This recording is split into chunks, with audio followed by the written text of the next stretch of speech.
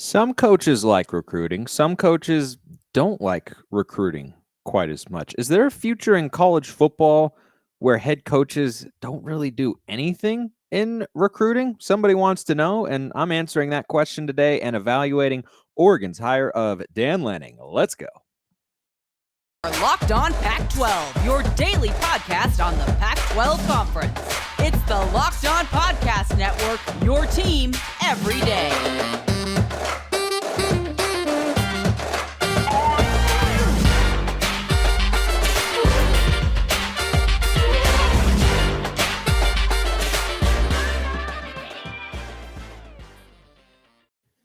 Welcome, everybody, to another episode of Locked On Pac-12. I'm your host, Spencer McLaughlin, D1 play-by-play broadcaster. Thanks for making this your first listen or your first view. If you're watching on YouTube every day, part of the Locked On Podcast Network, your number one source to stay up to date with the Conference of Champions. Like, comment, subscribe wherever you're listening to or watching the show. I appreciate the hundreds of you out there who have already done so. Our YouTube numbers are looking great. They keep going up. Keep hitting that subscribe button. I love to see that and appreciate all of you supporting the show, which is brought to you today by Bet Online. Bet Online has you covered this season with more props, odds, and lines than ever before. Bet Online, where the game starts. So today's premier topic, or initial topic, I could say, is courtesy of Reggie Anderson on YouTube, who dropped in there or who hopped in there and asked me a question, which any of you can do, by the way. At Smalls_55 or at LO_Pac12 are the Twitter accounts. You can tweet with the hashtag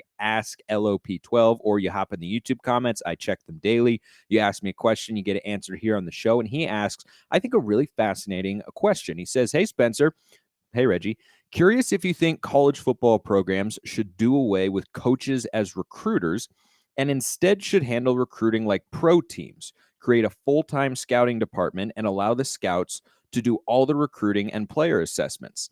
This would free up the coaches to do their jobs and spend more time developing and learning as coaches along with coaching their players. They could lobby the NCAA to allow this to occur. Well, with regards to lobbying the NCAA, good luck. I mean, that was just an offhanded rhetorical comment because it's not always the easiest organization to deal with, as we all know. So I think the fundamental question here is one that some coaches would definitely be open to, because in college football, the biggest difference I think it has or that the biggest difference that exists between college football and the NFL is recruiting. I don't think that's a particularly revolutionary take either, but the way that manifests itself is you have coaches who kind of make their money as recruiters and they get hired to certain positions or maybe even get promoted almost solely because of their recruiting prowess and not necessarily because of their schematic wherewithal. Whereas in the NFL, it's all about scheme because the GM and everybody who's underneath them, assistant GM, scouts, and all those player personnel people are, responsible for putting the roster together. And then coaches who have input on that, but not as much control as college coaches do. You have to just be really, really good schematically to be in the pros. It's why it's considered kind of a higher level of coaching, because at the college level, you can get by being kind of mediocre schematically while being a great recruiter, right? If you're able to recruit, that's going to get you a lot of leeway in the college ranks, whether that's as a head coach or as a coordinator or position coach as well.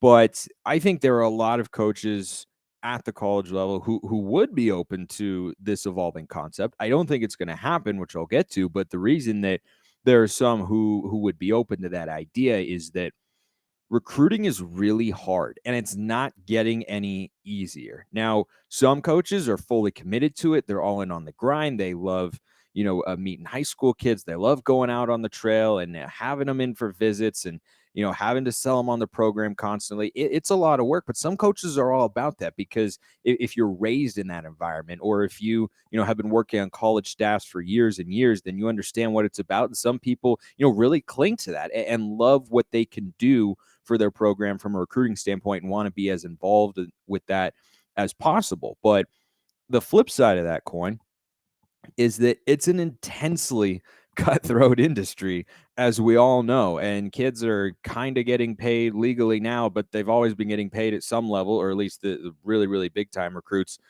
under the table for years. Like we all know that's worst kept secret in college football. And, that can feel kind of shady sometimes. Or, you're all in on a recruit and feel like you're in a really good spot, but then somebody else swoops in at the last second, takes them away from you. That can be a frustrating feeling as well. It's nonstop in today's world too, right? The only real dead period is July. I mean, we're in June right now, and the recruiting news for every team, it's flying all over the place. There's a bunch of visits, and there's, guys releasing top sevens and then cutting it down to top fives. Jaden Rashada recently cut a couple Pac-12 schools out of his top seven, Cal and Oregon. So it's just all that's, he's a 5-star quarterback in the class of 2023, by the way. But he, is a perfect example of the way that college football has evolved in that sense and has really taken off. And now you've got the social media age, and you've just got all this stuff that you have to do to get a recruit on campus, and you're posting pictures about it, and you're, going through all these steps. For a lot of coaches, that can be exhausting, and I just, off the top of my head, Chip Kelly and Dan Mullen are two guys who come to mind that are, I think two coaches who would prefer to be in the NFL. That's why I think Chip went to the NFL, leaving Oregon years ago. Now, of course, is back at UCLA, but still kind of has the same reputation, which is he's not really big into recruiting. He's not really big into donor relations, which is another part of being a head coach that not every college football coach is crazy about, because it can just feel like, you're trying to manage things that are not always in your control. But those are big time coaches, or at least they have been at certain points in time, and they're not big on recruiting. I mean, Dan Mullen basically was fired from Florida last year, not just because they weren't performing on the field, because they had just one down season, but because he was basically going to the podium and saying, yeah, we're not really looking at recruiting. We're not that into it. And that's just not the message that you can afford to send right now. It's such a big part of what college football is, that coaches are, expected to be all in, or at least heavily committed to going out and finding the best players you can for their program. So that's the way it is. And I understand why coaches might be against that. If you just want to, show up on Saturdays, call plays, go through practices throughout the week and be a schematically oriented guy, I understand that, but it's not what college football is. And if you're not willing to, put forth the necessary effort at your school on the recruiting trail, then chances are you're going to fall behind other programs on Saturdays in the fall as well over time. The second part of his question was, about would you just hire someone to oversee it, or would you just, have someone whose job it is specifically to recruit, and that way coaches wouldn't have to be involved. We kind of already have that, which I'll tell you about after I tell you that BetOnline is your number one source for all your betting needs and sports info. You can find all the latest sports developments, league reviews, and news, including this year's NHL playoffs and Major League Baseball. Go Mariners. So they're just ripping my heart out this year again. Bet on 19th year in a row. BetOnline is your continued source for all your sports wagering information, including live betting, esports, and scores. And BetOnline is the best spot for all your sports scores, podcasts, and news this season. Head to the website today or use your mobile device to learn more about the trends in action. BetOnline, where the game starts. I don't know if there are any of you fellow Mariner fans out there, but it's not going well. But this is a college football show, so let's hop back into it. There are staff members now. If you went to the staff directory of any of these schools that list that, and I'm pretty sure they all do, you can find guys who are directors of player personnel or chiefs of staff or director of recruiting. There are a bevy of recruiting-oriented positions that exists in the college football world. So if the transition that you're asking about here, Reggie, were to take place, you would be shouldering more of the responsibility on those guys. And I don't see that being something that could come to fruition. And by the way, these recruiting specific guys, they haven't always been there. I think more and more schools are starting to add them and add more, people like them who are not coaches, but are just there essentially for recruiting and to handle, all that sort of stuff. You have social media people involved with that as well, because that's a big part of recruiting, and you get pictures of visits and all that sort of stuff. So that hasn't always been the case where you have recruiting specific people. I think that's only going to grow because recruiting is just going to continue to be more and more important, especially in the age of NIL. It's going to get more competitive, more cutthroat, and you have to be on top of it, or your program is not going to be able to get the biggest recruits who you might want to help your program eventually win. And so to answer your initial question, though, was, will coaches ever just kind of take themselves out of it? I can't see it, even though there are a small handful who would want that.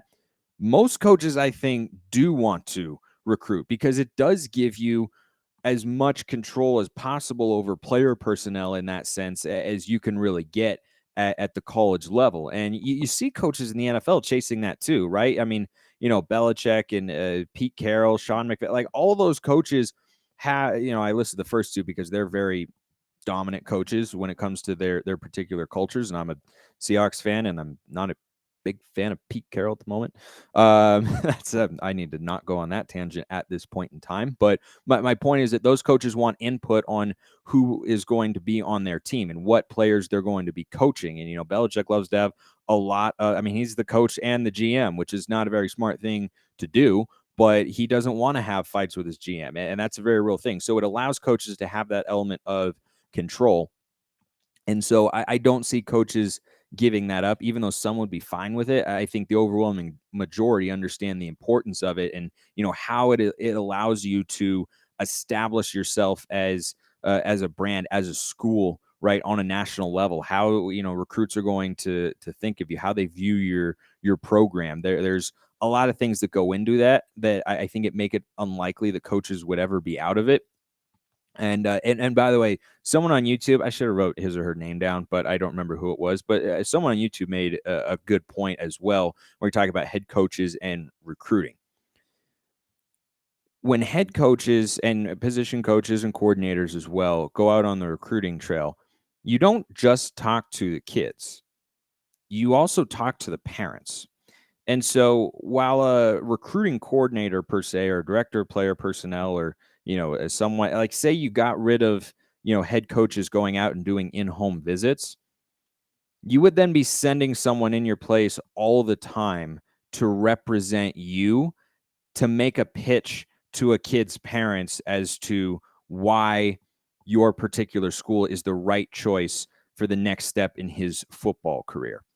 I think that's a harder sell if you don't have the head coach involved, because from a parental standpoint, you have to remember, yes, these kids are going to play college football and their lifestyles are radically different from most college kids, but they're not entirely different. They still go to class. They still live in dorms. They still make friends, grow as people, make mistakes as well, like we all did during our college years. And so when you're talking about sending your kid off somewhere, particularly if you're going, say you're a kid from Texas or Florida or California, and you're going to send your kid, way away from home, and you're not going to be close to it, maybe there's no family members out there, then you want to be sure that the guy that you're sending your kid to learn from and to be around often is someone who you feel comfortable with. And so I think that's another reason that head coaches are always going to be a part of the recruiting process. Is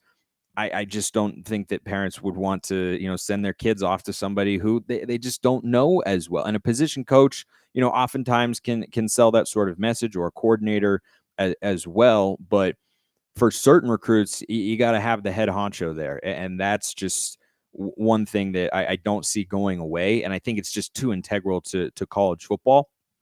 But I appreciate the question.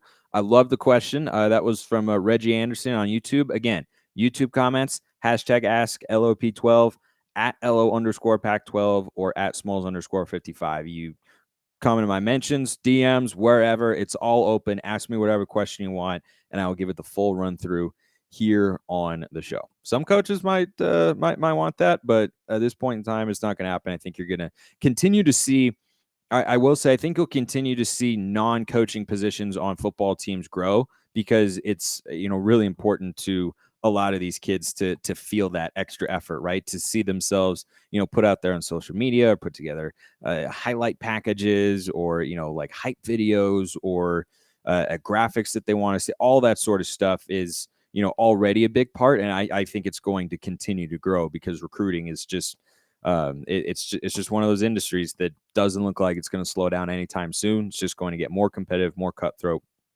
and more detailed. All right, got to take a breath. All right, took my breath.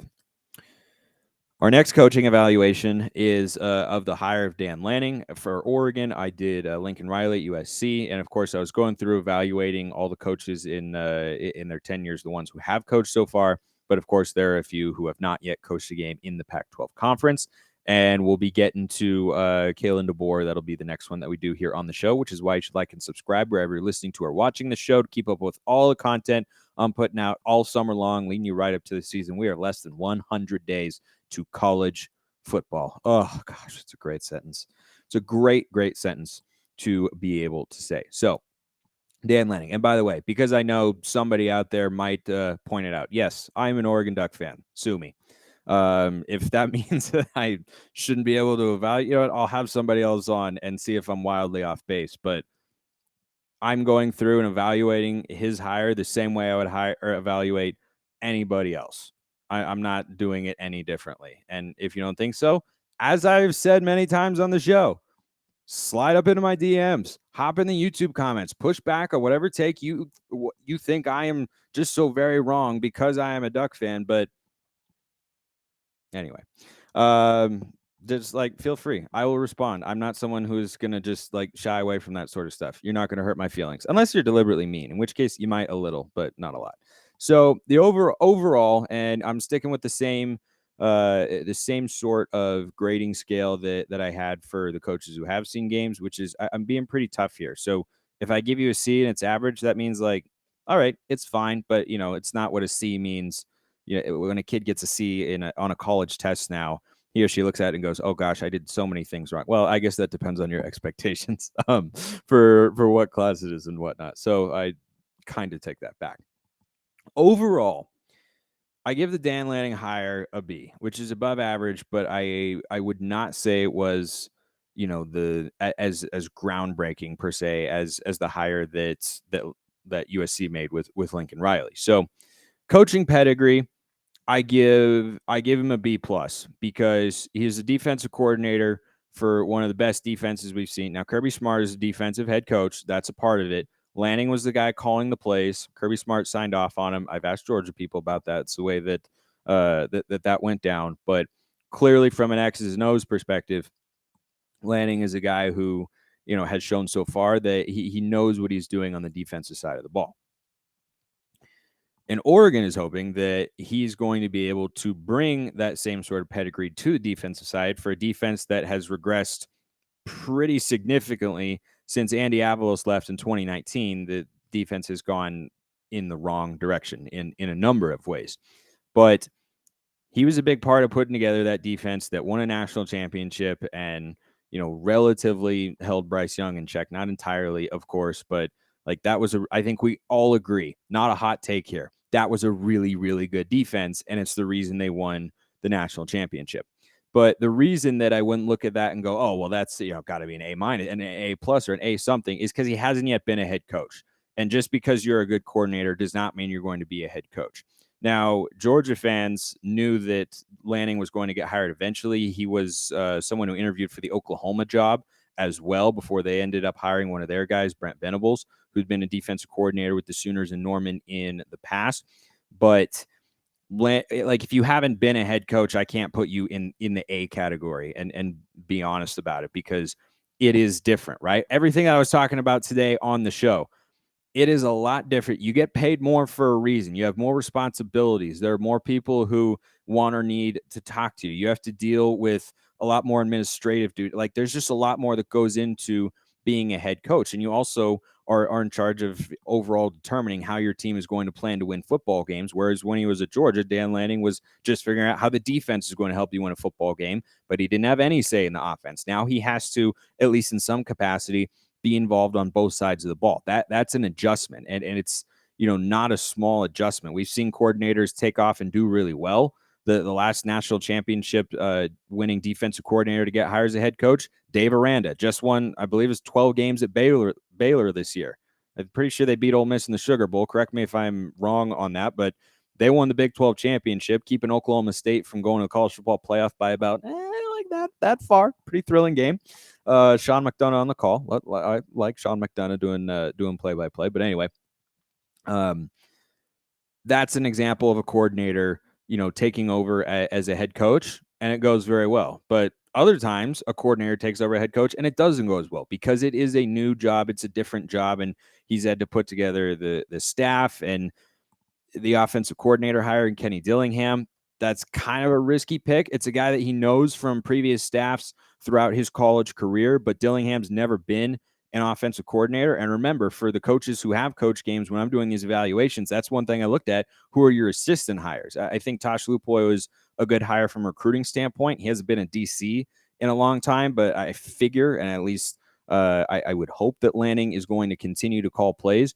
But Dillingham, I think, is the biggest question mark on that staff. And I might come back for, our next round of coaching evaluations in the offseason next year and say, like, yeah, Dan Lanning didn't make great assistant hires because Tosh Lupoy's working out because the defense is doing well, but the offense wasn't up to par. That's entirely possible because you have a first-time play caller. Like, that's a legitimate question mark on the Oregon staff. And that's part of being a head coach is you are signing off on all of these hires. It's about the program that you're able to put together from a player's standpoint and from a coach's standpoint. So the coaching pedigree schematically on the defensive side of the ball is about as high as you could get. But if you've never been a head coach before, that's a big adjustment. And he has to prove that he's capable of doing that. If you talk to Georgia fans, they'll say that he is, and they've known for a long time he was going to get hired as a head coach because he's risen really, really quickly. He's only like 35, 36 years old. He's a really, really young guy.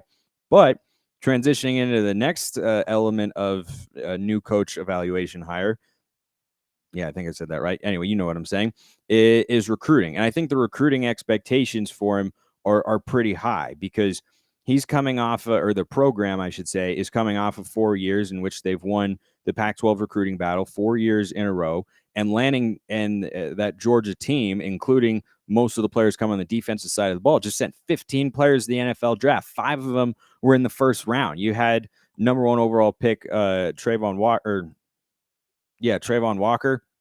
I just blanked on his name. Is that even right? What? I have to look that up. I'm sorry. I just could totally. It's Trayvon Walker. For some reason, I thought it was something else. Anyway, Trayvon Walker, you had Jordan Davis, you had Lewis Seen, Nakobe Dean fell because of injury concerns. Like, they had a bunch of guys there. So naturally, if you put that sort of team out there, that's not an expectation for him coming up to Oregon to put out 15 picks and 5 first rounders at any point in time. That's, not something we're likely to see again, maybe from a Georgia or Alabama, but even for those schools, it's really hard to replicate.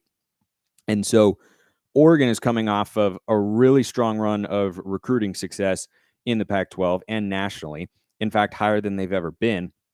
And Lanning, with that sort of recruiting background, I think has set the expectation pretty high. And so far, the recruiting has gone well for Oregon in a first non-full offseason. We'll see what he does in the class of 2023.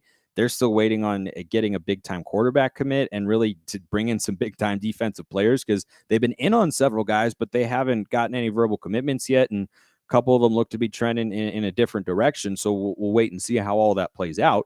But I think the recruiting expectations are certainly there for Dan Lanning as he goes up to Oregon. State of the program and his biggest challenge, that's less about the new coach himself and more of what he's coming into.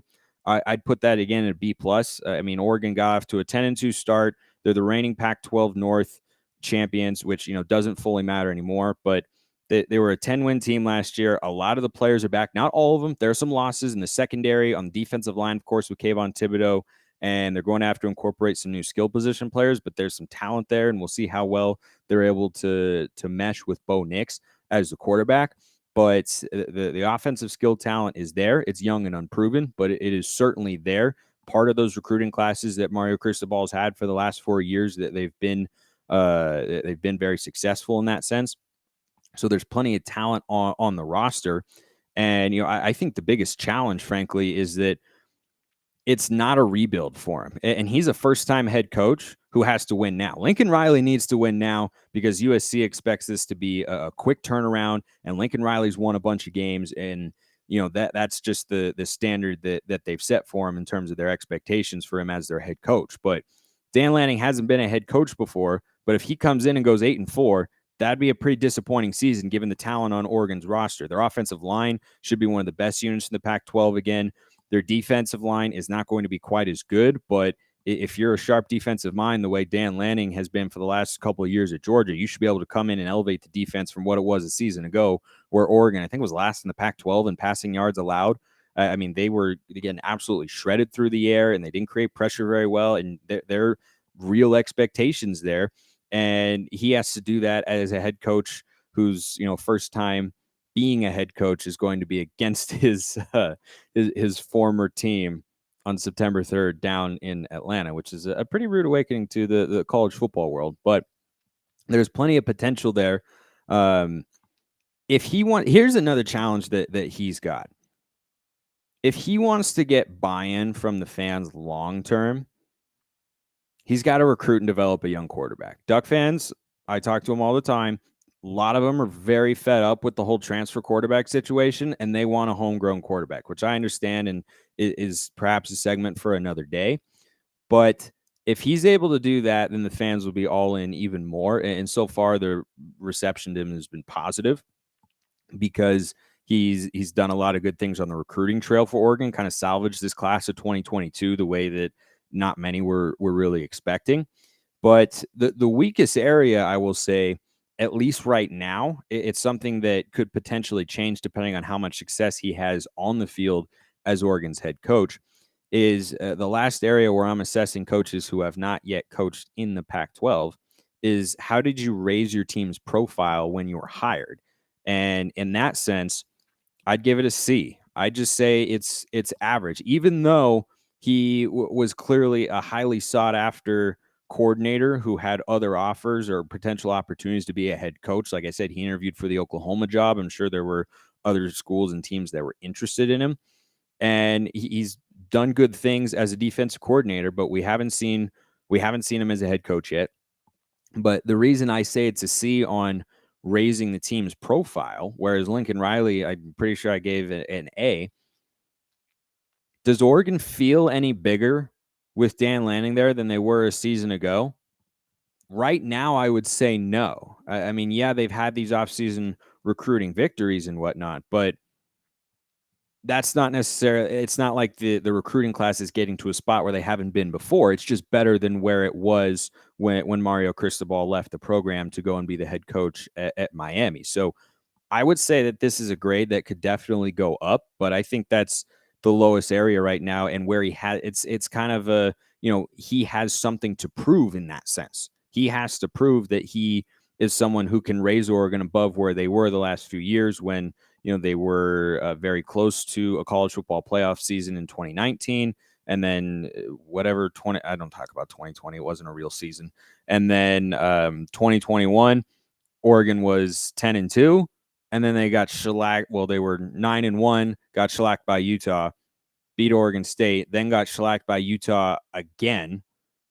That's not a great place for it to be. So if he can elevate them schematically beyond what Mario Cristobal showed in the last month of that season, I think it'll, leave a good taste in the mouths of Duck fans, because that was definitely not something that Oregon fans were pleased with, to not just lose, but to lose the way that they did.